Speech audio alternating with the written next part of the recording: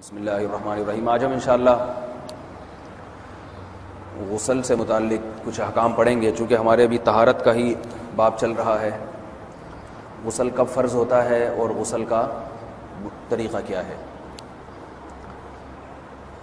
رسول اللہ صلی اللہ علیہ وسلم نے فرمایا ان اللہ لا یستحیی من الحق، اللہ تعالی حق بات کو بیان کرنے سے حیا نہیں کرتے۔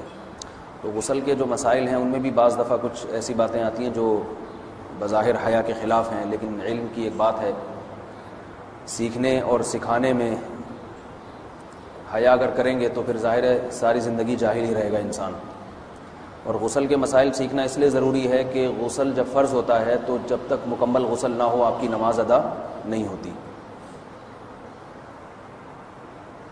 رسول اللہ صلی اللہ علیہ وسلم نے فرمایا الماء من الماء، حدیث ہے کہ غسل فرض ہوتا ہے خواہش نفس کے ساتھ جسم سے منی خارج ہونے سے۔ مرد پہ غسل کب فرض ہوگا؟ جب اس کے جسم سے شہوت کے ساتھ منی خارج ہو۔ منی بالکل سفید رنگ کی چیز ہے، ایک ہوتی ہے مزی۔ شہوت پیدا ہونے سے اگر کسی کے مرد یا عورت کے صرف رطوبت خارج ہونا شروع ہو گئی، اس سے غسل فرض نہیں ہوتا۔ جب تک مکمل شہوت پوری نہیں ہو جاتی اور مادہ منویہ خارج نہیں ہو جاتا، چاہے احتلام کی صورت میں ہو یا کسی بھی طرح سے ہو۔ مردوں کے ساتھ چونکہ یہ بہت زیادہ ہوتا ہے، نائٹ فال کی صورت میں مردوں پر غسل کی یہ صورت بہت زیادہ فرض ہوتی ہے۔ جیسے ہی بلوغت ہوتی ہے تو احتلام شروع ہو جاتا ہے، ہفتے میں 1 دفعہ 2 دفعہ 3 دفعہ، بعض نوجوانوں کو روزانہ بھی 2 دفعہ ہوتا ہے، جبکہ خواتین میں یہ والے غسل کی صورت بہت ہی کم ہوتی ہے کہ ان کو نائٹ فال ہو یا اس طرح سے غسل فرض ہو۔ ہزاروں میں کسی ایک عورت کے ساتھ ایسا ہوتا ہے۔ ایک صورت تو یہ ہے غسل فرض ہونے کی۔ دوسری صورت کیا ہے کہ جب انسان اپنی زوجہ کے ساتھ ملاپ کرے اور انٹرکورس ہو جائے، چاہے اس صورت میں ڈسچارج دونوں میں سے کوئی ہو یا نہ ہو، لیکن دونوں پہ غسل فرض ہو جائے گا، مرد پہ بھی اور عورت پہ بھی۔ یہ تو مردوں کے غسل کے فرض ہونے کا ہے۔ مردوں کے غسل میں ایک چیز یہ بھی ہے کہ اگر آپ نے رات کو نیند کی اور صبح آپ اٹھے اور آپ نے کپڑوں پہ نشان دیکھا، اب آپ کو یہ پتہ نہیں چل رہا کہ یہ منی کا نشان ہے یا مزی کا ہے، تو بھی آپ پر غسل کرنا فرض ہے۔ یہی سمجھا جائے گا کہ یہ آپ خواب میں ڈسچارج ہوئے ہیں۔ عورت پر جو غسل فرض ہوتا ہے ایک اور صورت میں ہوتا ہے کہ جب خواتین کو ایام آنا بند ہو جاتے ہیں، حیض یا نفاس سے جب پاک ہو جائیں تو بھی ان پہ غسل فرض ہے۔ یہ تو غسل کی فرضیت سے متعلق احکام تھے۔ کچھ چیزیں ایسی ہیں جن میں غسل سنت ہے، فرض نہیں ہے۔ جمعہ کے دن غسل کرنا، رسول اللہ صلی اللہ علیہ وسلم نے بہت زیادہ تاکید کی ہے۔ سنت کی 2 قسمیں ہیں، سنت مؤکدہ اور سنت غیر مؤکدہ۔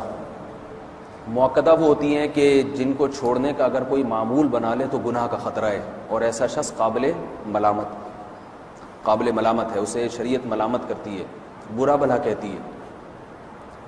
تو غسل سنت مؤکدہ ہے، ہفتے میں 1 مرتبہ، چاہے جمعے کے دن ہو یا کسی بھی دن ہو۔ جو مسلمان ہفتے میں 1 دفعہ بھی نہیں نہاتا، وہ کتنا ہی نیٹ کلین ہو، مگر شریعت کی نظر میں وہ قابل ملامت ہے، اسے تانے دینے چاہیے کہ شرم نہیں آتی ہو مسلمان مگر رہتے ہو بھنگیوں اور چماروں کی طرح۔ ملامت تو اسی کو کہتے ہیں نا۔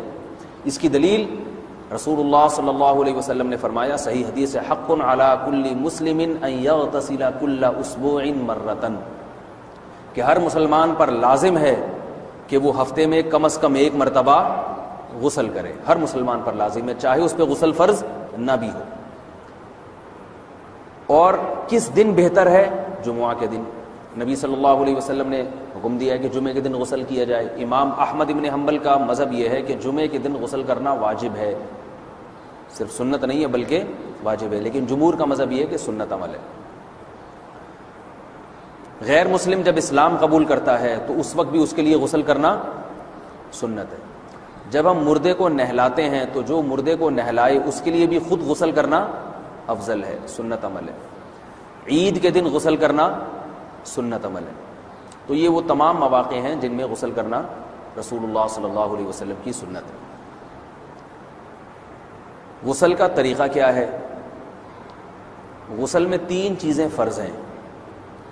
منہ بھر کے قلی کرنا، ناک میں پانی ڈالنا کہ ناک کی جو نرم جگہ ہے یہ اچھی طرح تر ہو جائے، اور پورے جسم پہ ایک مرتبہ پانی بہا دینا کہ جسم میں بال کے برابر جگہ بھی خشک نہ رہے۔ یہ تو ہے فرض، یعنی یہ کام کسی نے کسی بھی طرح سے کر لیا تو غسل ادا ہو جائے گا، چاہے اس کی نیت غسل کی تھی یا نہیں تھی۔ کوئی آدمی چلتا ہوا جا رہا ہے، پھسل کے تالاب میں گر گیا، پورے غوطے کھا کے باہر نکلا، قلی کر لے اور ناک میں پانی ڈال لے تو غسل اس کا ادا ہو جائے گا۔ البتہ چونکہ نیت نہیں تھی لہذا غسل کا ثواب نہیں ملے گا، ثواب نیت کے بغیر نہیں ملتا انسان کو۔ دلائل اس کے الگ موضوع ہے کہ اس کی دلیل کیا ہے کہ بغیر نیت کے بھی غسل ہو جاتا ہے، لیکن میں نے بتایا دلائل کا سیشن نہیں ہے، اس میں پھر بات لمبی ہو جائے گی۔ تو یہ تو ہے فرض، پورے جسم پہ پانی بہانا، کلی اور ناک میں پانی۔ سنت طریقہ کیا ہے؟ رسول اللہ صلی اللہ علیہ وسلم غسل کیسے کرتے تھے؟ سنت طریقہ جس پہ جو اختیار کرنا چاہیے وہ طریقہ یہ ہے کہ جب آپ غسل کے لیے بیٹھیں تو سب سے پہلے وہ جگہ دھوئیں جہاں نجاست اور ناپاکی لگی ہوئی ہے۔ نائٹ فال ہوا، کسی کو احتلام ہوا، تو جہاں جہاں گندگی لگی ہے پہلے اس جگہ کو دھوئیں، استنجا کریں، شرمگاہ کو دھوئیں اچھی طرح، سمجھ رہے ہیں بات کو؟ اس کے بعد ہاتھ دھوئیں اور مکمل وضو کریں جیسے ہم عام حالات میں وضو کرتے ہیں۔ مکمل وضو کرنے کے بعد دائیں کندھے پہ پانی ڈالا، لیفٹ سائڈ پہ پانی ڈالا۔ پہلے زمانے میں تو چلو سے غسل ہوتا تھا، ہاتھ دھو لیے تو اب چلو سے پانی لے کے یہاں ڈالا جا رہا ہے، چلو سے پانی لے کے یہاں ڈالا جا رہا ہے، پورے جسم پہ ملا جا رہا ہے، اور چلو سے پانی لے کے 3 دفعہ سر پہ ڈالا جا رہا ہے۔ تو آج کل چلو ولو تو ہے نہیں، شاور کے نیچے جا کے کھڑے ہو جاتے ہیں، تو اس میں یہ کہ شاور کھولیں اس میں کھڑے ہو جائیں، سارے چلو اس میں خود بخود ہی ہو جائیں گے، پورے جسم پہ پانی بہہ جائے گا۔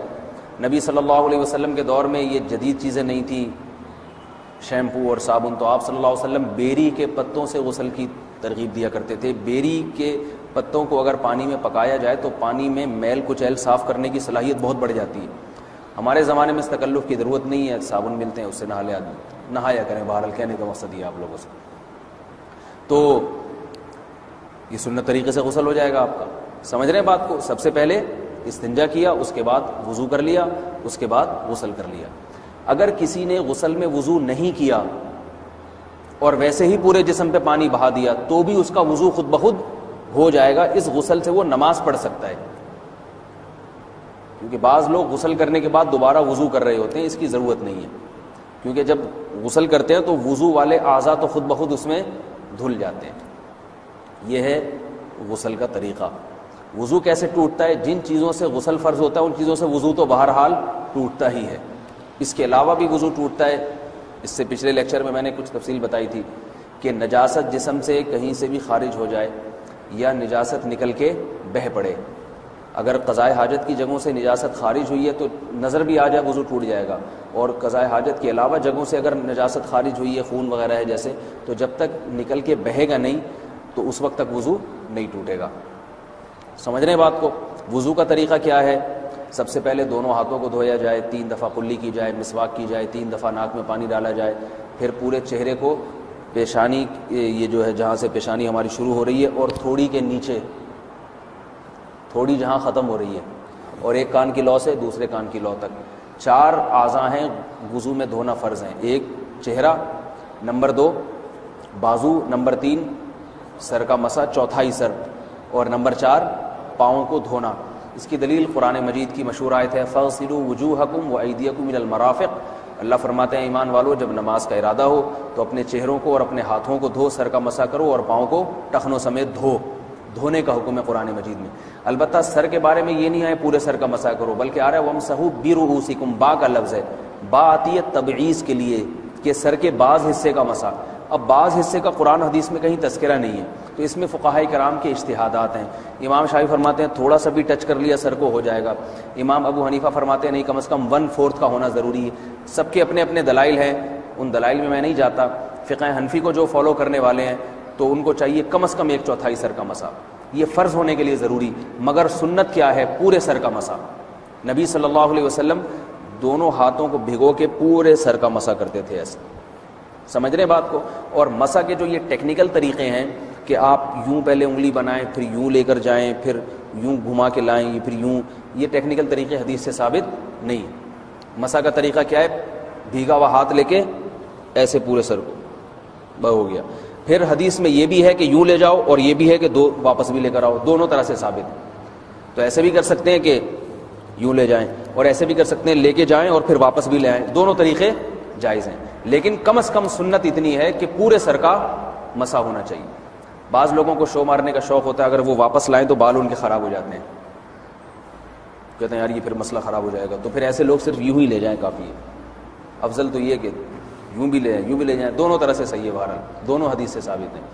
سمجھ رہے ہیں بات کو؟ اور یہاں ایک اہم مسئلہ بتا دوں، قرآن مجید نے پاؤں کو دھونے کا حکم دیا ہے، پاؤں پہ مسح کرنے کا حکم نہیں دیا، اور حدیث میں خفین پر مسح کرنے کا حکم ہے۔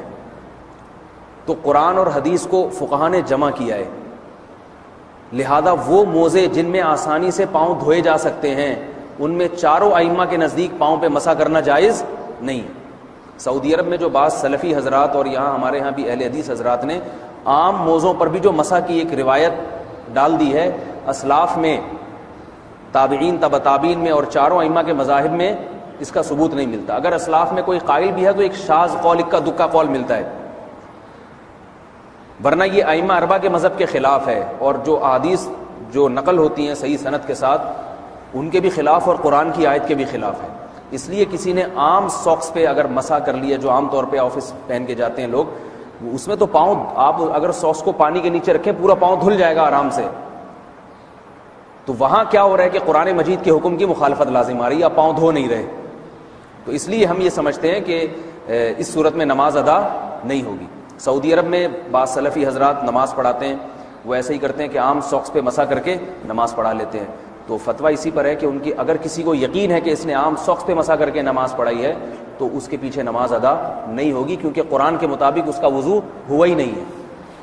صدیوں تک کوئی بھی اس قول کا قائل نہیں رہا ہے کہ عام ساکس پہ بھی مسح ہو جاتا ہے۔ یہ ابن تیمیہ رحمہ اللہ تعالیٰ 7ویں صدی میں اس کے قائل تھے، اور تابعین میں اکا دکا قول ملتے ہیں اس کے، لیکن شاذ قول ہیں، مرجوح قول ہیں جن پر امت نے فتویٰ نہیں دیا، اور اب سعودی عرب میں بعض سلفی حضرات اس کے قائل ہیں۔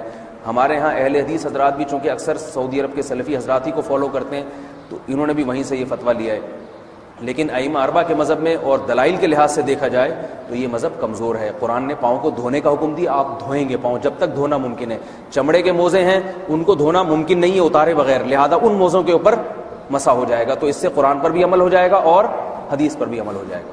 اس لیے ائمہ اربعہ نے جو قرآن و حدیث کو سمجھ کے جو فیصلہ کیا ہے اس پہ چلنا ہمارے لیے زیادہ مفید ہے بنسبت آج کل کے جو علماء ہیں ان کی اپنی ذاتی آراء پر۔ اس لیے یہ بھی ایک وضو سے متعلق اہم مسئلہ تھا، سمجھ رہے ہیں؟ باقی تو ماشاءاللہ وضو کرنا سب کو آتا ہی ہے۔ اور وضو کے بعد دعا کیا ہے؟ کلمہ شہادت، اشہد ان لا الہ الا اللہ وحدہ لا شریک لہ اشہد ان محمدا عبدہ ورسولہ اللہم اجعلنی من التوابین واجعلنی من المتطہرین۔ اے اللہ تو مجھے بار بار توبہ کرنے والوں میں شامل کر دے اور بار بار پاکیزہ رہنے والوں میں شامل کر دے۔ توبہ اس لیے کہ میں نے ظاہری طہارت تو حاصل کر لی، مجھے روحانی طہارت بھی عطا کر دے۔ اگر میں نے گناہ کیے ہوں تو مجھے ان سے بھی توبہ کی توفیق عطا فرما لے، تاکہ اس لحاظ سے بھی میرا وضو ہو جائے، اس لحاظ سے بھی میں پاک ہو جاؤں۔ سبحانک اللہم و بحمدک، نشہد ان لا الہ الا انت، نستغفرک و نتوب الیک۔